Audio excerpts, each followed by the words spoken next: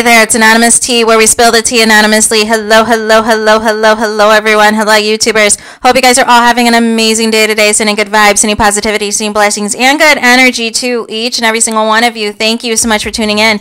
So today we're talking Love and Marriage Huntsville. Like you guys know why you're here. Today we're talking, because in this video finally, I'm going to be reacting to the teaser clip for tomorrow's episode, you guys, of Love and Marriage Huntsville, which we know is going to be another guest appearance by cast member wannabe Carlos King, and the podcast event that is supposed to be for Melody Cherie and a treat for the Millimeters has now turned into mess. Has turned into this silliness regarding the Sunni, Moses, and Destiny saga.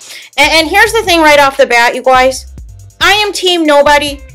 I am team nobody. Nobody looks good in this situation, you guys. There is nobody to big up at all.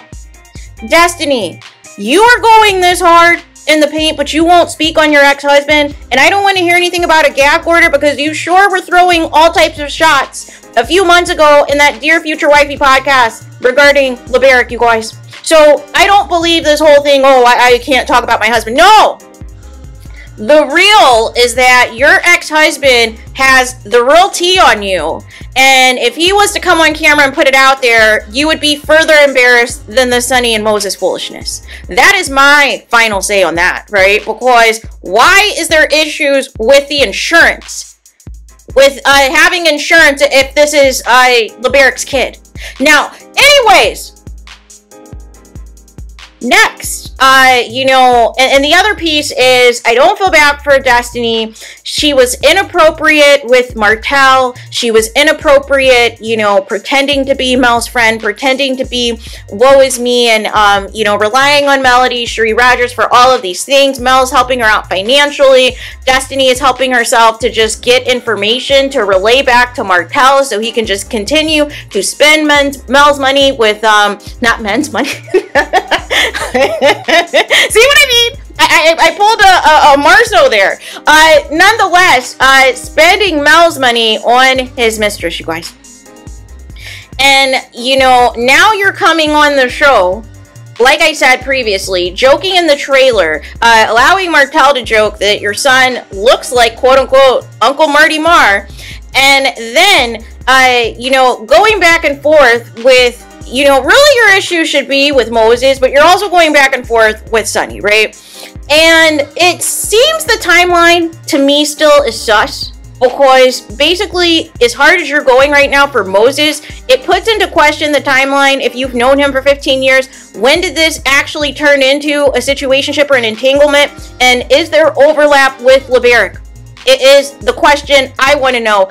I actually feel that's a bigger storyline than this foolishness with Moses and Sunni. I don't care about it, right? And as for Sunni, you know, she's basically saying, listen, we're not friends. I don't owe you anything. I don't care if I was your producer.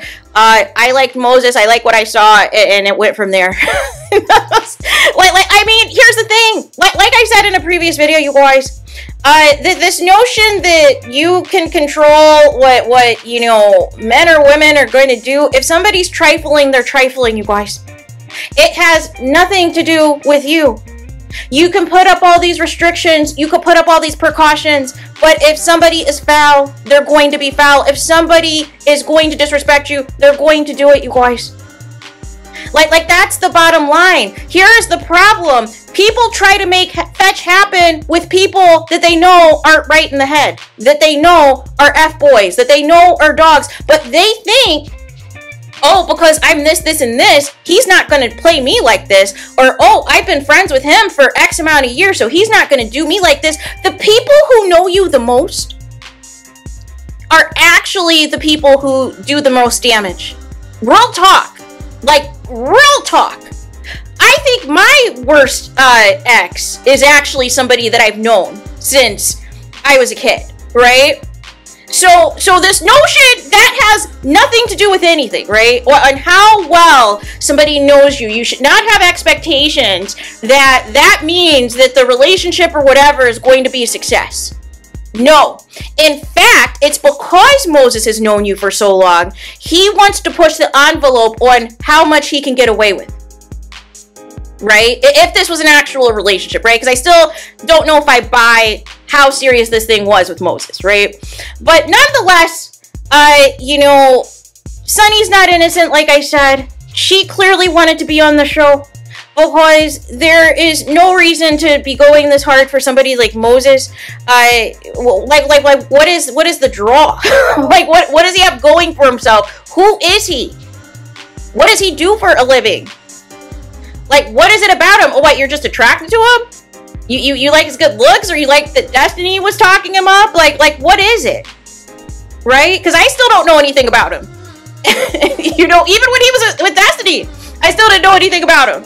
So what is it that you've got Destiny coming back on the show for pennies, losing her mind over, and you are up here, you know, out here in these streets, out here in these live podcast streets talking about, well, you know, you're a side chick, Destiny, because when I talked to him, when I talked to Moses, he was dating several other women. Now here's the thing. Were you guys in an official relationship? Did you guys establish that you were exclusive at this point? Because if you were not in a relationship at this point, if you guys were not exclusive at this point, what is this shade that you think that you're throwing? And if you're claiming that you were the main chick among everyone else, even though it sounds like you and Destiny both were being played, make it make sense. But she's one of those people, based off of what she has said up until this point of what we've saw, that she believes that you are single till you're married, right? Which falls right in line with most of the thought process of most of these women in the cast. So I already know she's going to be BFFs with Kimmy. I already know. Kimmy is going to be her BFF because what is this logic? What do you mean? You're single until you're married. No. That is why Kimmy is so comfortable saying she doesn't care whether or not the divorce was finalized. She doesn't care what Maurice allegedly was or wasn't doing in the Airbnbs with Martell and Marceau in these Atlanta trips because, oh, we weren't married then. What? Make it make sense. And as for Moses, listen, he's going to just keep playing around with whomever until he feels that he has hit the jackpot with somebody, right? So he's going to try to see this through initially with Sunni to see if this makes them like reality TV stars and relevant. But I see through his game as well, because give this a couple of years and he is going to try to look desperately for his next come up. And the only reason he wouldn't leave Sunni is if he is trying to prove a point or he can't find his next come up, right? But either way, this is not something to be bragging about.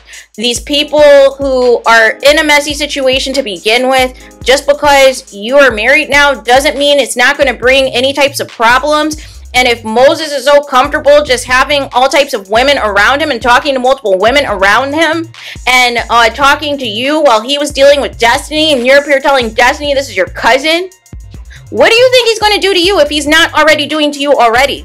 What do you think with him having more exposure on this show and knowing how easy and accessible he is to just, women to just hit him up like this, you don't think nothing's going to come back around to you? You don't think you have the potential to be played as well?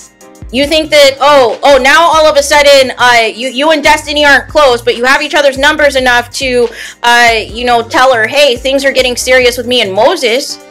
If you aren't friends, you wouldn't need to give her that disclaimer. If you weren't that close, if you weren't that cool, you wouldn't need to give her, like, a heads up. For what? If you're not a friend, and there's no girl code, who cares, right? If you're with Moses.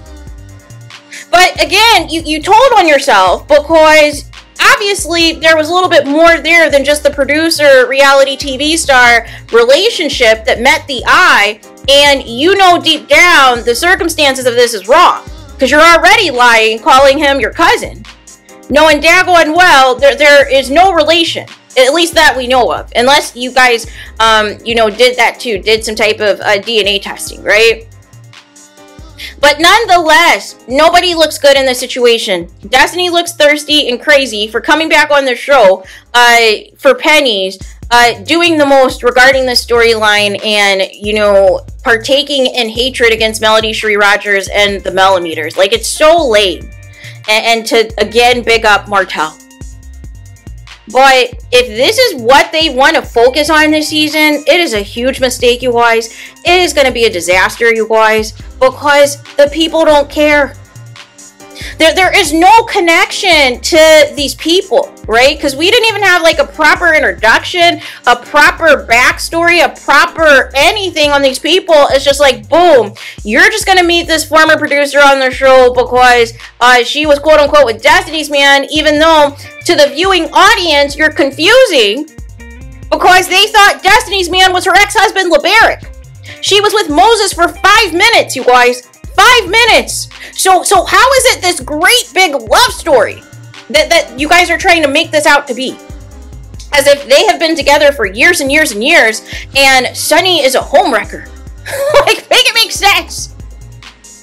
Make it make sense. Like I said, nobody looks good in this situation at all. Because I would be pissed off if I was Destiny's child. Pun intended. If I was Destiny's child and I see my mama on the screen, you guys, going this hard in the paint for a man that I don't recall her being involved with longer than 15 minutes, and here we go. I thought you were with my dad all this time. Make it make sense. like what? Seriously? Like I said, I don't want to hear about no gag order because Destiny was not thinking about no gag order on that Dear Future Wifey podcast. Go take a listen to it, you guys. She had no problem trying to throw shade at her ex-husband. Whether it was directly or indirectly, she had no problem trying to imply just as recently as last week on a podcast that Melody and LeBaric had something going on. So miss me with this gag order foolery. She knew that LeBaric was going to clock her tea, and she didn't want that out there, so she thought it was best for herself to just not say anything, period, and that was going to keep her on the show. And so now she finally wants to talk about something, but it's the most irrelevant thing because this relationship lasted 5 minutes, or situationship, entanglement, whatever. So there's that. Let me know your thoughts in the comments. Please do not forget to like, comment, and subscribe. Hit the notification bell so you're notified the moment I post new content on my channel. And with that being said, I'll talk to you guys again very soon.